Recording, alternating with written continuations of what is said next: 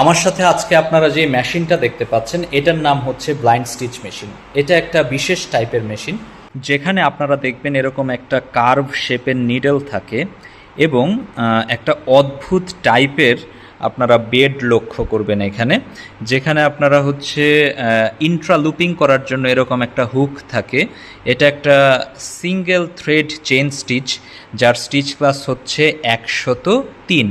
এইটাকে blind stitch বলার একটাই কারণ যে এই স্টিচটা ফ্যাব্রিকের ফ্রন্ট সাইড থেকে দেখতে ইনভিজিবল মনে হয়, শুধুমাত্র যে সাইড থেকে নিডেলটা পেনেট্রেট করেছে শুধু ওই পয়েন্টটা দেখা যায়, এমনিতে স্ট্রেট স্টিচটা কিন্তু চোখে পড়ে না। এটা আবার ফ্যাব্রিকের আন্ডার সাইড থেকে দেখা যায়। এখানে যেই প্রেসার অ্যাসেম্বলিটা থাকে, যেটা হচ্ছে যে নি লিফটারের মাধ্যমে, এটাকে অ্যাকচুয়ালি লিফট করা হয় না। এই যে এটা টান দিলে এটা হচ্ছে নিচের দিকে নেমে যায়, আবার এটা রিলিজ করে দিলে এটা উপরের দিকে উঠে আসে। একটা ফ্যাব্রিক দিয়ে আমি আপনাদের দেখাচ্ছি। এই যে আপনারা দেখতে পাচ্ছেন একটা ফ্যাব্রিক আমি এখানে দিলাম। এখন যদি আমি নি লিফটারটাকে রিলিজ করে দেই, এই যে দেখবেন ফ্যাব্রিকের এই জায়গাটা নিচ থেকে উপরের দিকে উঠে এসেছে। সাপোজ এই বরাবর আমি একটা ব্লাইন্ড হেম তৈরি করতে চাই।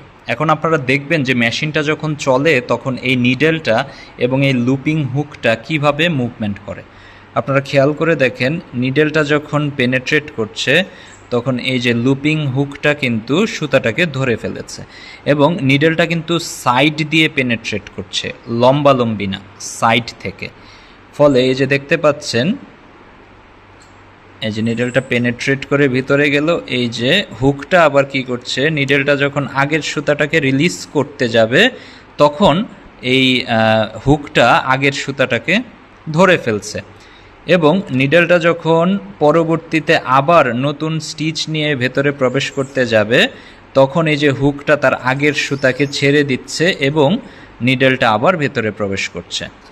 এই ধরনের স্টিচ আসলে স্পেশালাইজড গার্মেন্টসে ব্যবহার করা হয়। স্টিচটা একটু দুর্বল, যদি কোনোটা ইন্ডিভিজুয়াল স্টিচ নষ্ট হয়ে যায় খুব ইজিলি সেটা খুলে চলে আসে এবং মোটামুটি ফ্যান্সি টাইপের গার্মেন্টসে আমরা কিন্তু এই ধরনের স্টিচ ব্যবহার করতে পারি।